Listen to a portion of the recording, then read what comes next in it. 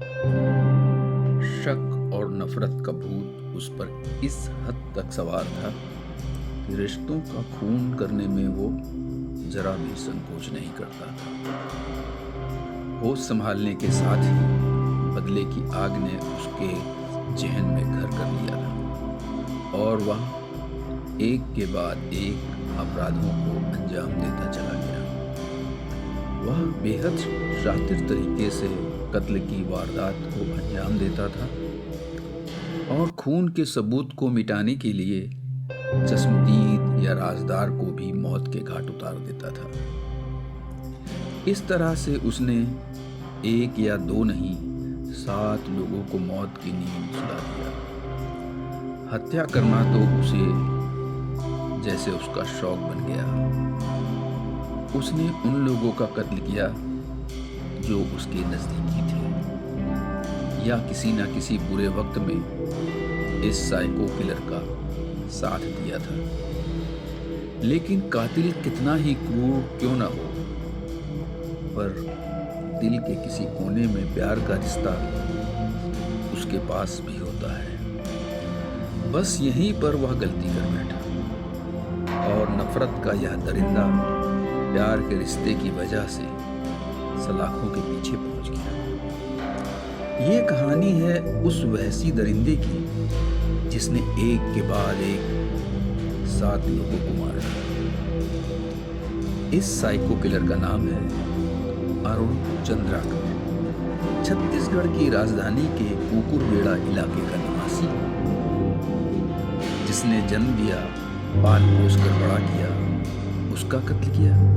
जिसने पनाह दी, उसको मौत के घाट उतारा। जिसने जन्म जन्मांतर के रिश्तों की डोर इस दरिंदे से बांधी, इसने उनको भी इस दुनिया से रुखसत कर दिया। सीरियल किलर अरुण चंद्राकर मूलतः दुर्ग के कच्चा दूर का रहने वाला है। होश संभालने के साथ ही वह छोटी छोटी वारदातें करने लगा। इस वजह से वह कई बार जेल गया। उसकी गलत हरकतों से परेशान होकर पिता शत्रुघ्न ने उसे घर से निकाल दिया। इसके बाद दुर्ग रेलवे स्टेशन को उसने अपना आशियाना बना लिया। घर से निकाले जाने के बाद उसने अपने पिता की हत्या करने की ठान ली और पिता की हत्या के लिए मौके की तलाश करने लगा। एक दिन उसको मौका मिल गया और उसने अपने पिता को चलती ट्रेन से धक्का देकर मार डाला। इसके बाद रायपुर के हीरापुर इलाके में वह बहादुर सिंह के मकान में किराए पर रहने लगा। मामूली विवाद पर अरुण ने बहादुर की भी हत्या कर दी। उसके बाद वह अपने दोस्त मंगलू देवार के पास कुकुरबेड़ा में रहने लगा। वहां लिली से प्रेम और उससे शादी करके ससुर संजय के घर में रहने लगा।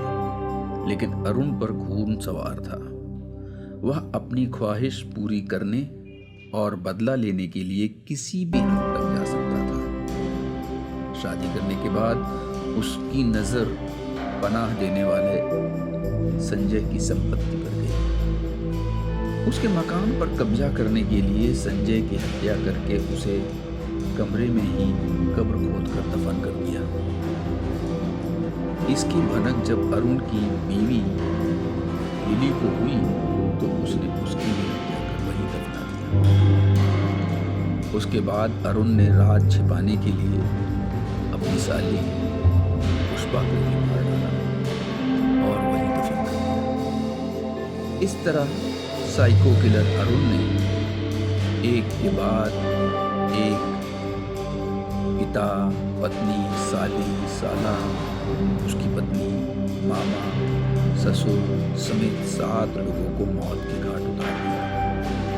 पुलिस की गिरफ्त में आने के बाद जब अरुण से इन हत्याओं के बारे में पूछा गया तो उसने कहा कि नोएडा के निठारी हत्याकांड से प्रभावित होकर उसने किस तरह के हत्याकांड का अंजाम दिया है। अरुण अक्सर निठारी हत्याकांड से संबंधित न्यूज टीवी पर देखता था। उसको जिसके ऊपर भी शक होता था उसे मौत के घाट उतार देता था। उसे लगता था कि जब किसी को शव ही नहीं मिलेगा तो उसे कोई पकड़ेगा भी नहीं। अरुण का कहना है कि उसने कई लोगों को तो बेहोशी ही हालत में जिंदा दफन कर दिया। अरुण इन हत्याओं को अंजाम देने के बाद एक बार पुलिस के हत्थे चढ़ गया और सारी कानूनी कवायद पूरी होने के बाद उसकी सजा भी मुकम्मल कर दी। लेकिन खूंखार होने के साथ ही खौफ उसकी जिंदगी से गायब हो चुका था। साइको किलर अरुण को रायपुर की जिला अदालत ने 3 हत्याओं के आरोप में उम्र कैद की सजा सुनाई। अरुण के खिलाफ वर्ष 2012 में सरस्वती नगर में 3, आमनाका में 3 और दुर्ग जिले के नंदनी थाने में हत्या का 1 मामला दर्ज है। लेकिन 1 मई 2018 को दुर्ग में पेशी के दौरान वह पुलिस की आंख में धूल छोड़कर भाग निकला। फरार होने के 6 महीने के बाद नवंबर में अरुण अपनी बेटी रीतू से मिलने देवार बस्ती के नजदीक आया। हालांकि वह बस्ती में नहीं घुसा। एक रिक्शे वाले के हाथों उसने बेटी के लिए जूते, चप्पल, कपड़े, खाने पीने का सामान भिजवा दिया। रीतू का पालन पोषण कर रही नानी अनसुईया को जब रिक्शे वाले ने सामान थमाया तो वह इस आशंका से बेहद डर गई कि कहीं अरुण रीतू को भी न मार दे। उसने तत्काल पुलिस को खबर कर दी। रिक्शे वाले से पूछताछ भी की गई। इससे पहले कि पुलिस रेलवे स्टेशन जाकर उसको गिरफ्तार कर लेती, वह ट्रेन के जरिए फरार हो गया। बाद में पुलिस ने उसके बस्ती में आने की खबर को पूरी अफवाह बताई। 9 महीने तक फरार रहे अरुण चंद्राकर ने ज्यादातर समय महाराष्ट्र के अलग अलग शहरों में गुजारा। वह भिखारी बनकर मंदिरों के सामने बैठकर भीख मांगता था और अपना पेट पालने के साथ इकलौती बेटी के लिए पैसा इकट्ठा कर रहा था।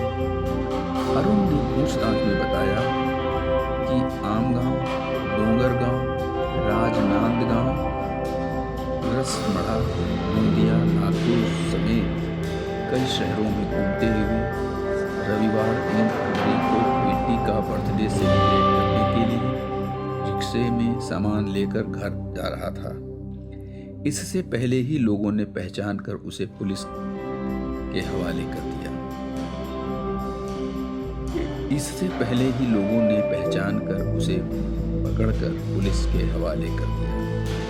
अरुण अपनी बेटी ऋतु चंद्राकर से बेइंतहा प्यार करता है।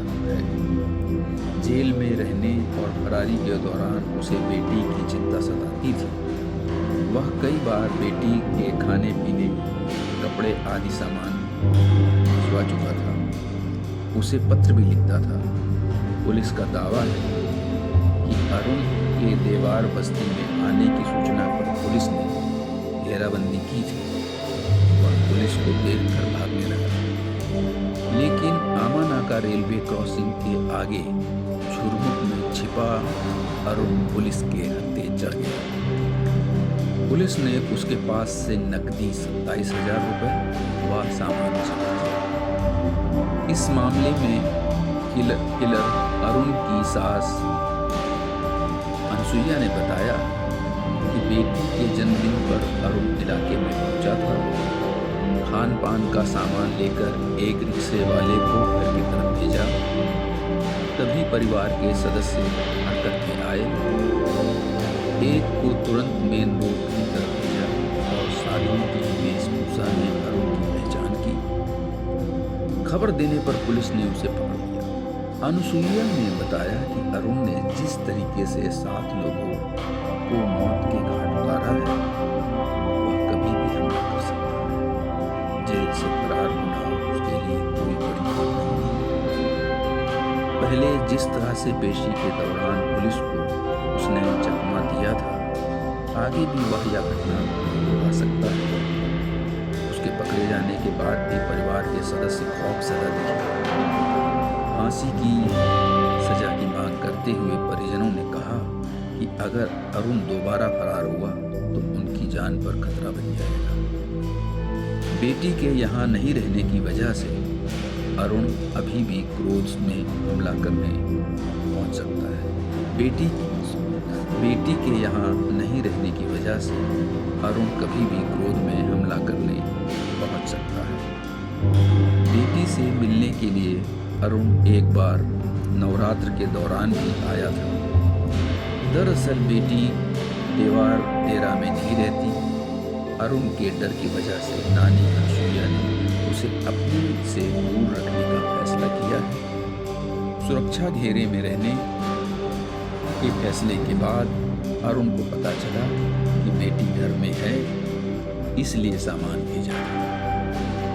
75 वर्षीय अनसुईया अरुण की बच्ची समेत 9 बच्चों का पालन पोषण कर रही है। अरुण की सास अनसुईया देवार, साली जानी, साधु भरत देवार समेत बस्ती के अन्य लोगों ने अपराध की सांस ली। चिंता इसलिए लगी रहती थी कि इस बहुचर्चित हत्याकांड केस में ससुराल वाले मुख्य गवाह बने थे और उनकी गवाही की बदौलत ही अरुण चंद्राकर को अदालत सजा से दंडित कर चुकी है। ऐसे में परिवारजनों का दहशत में होना स्वाभाविक था। पुलिस कंट्रोल रूम में जब उसको मीडिया के सामने पेश किया गया तो उसने बड़े सहज भाव से और बड़ी बेबाकी से हर सवाल का जवाब दिया।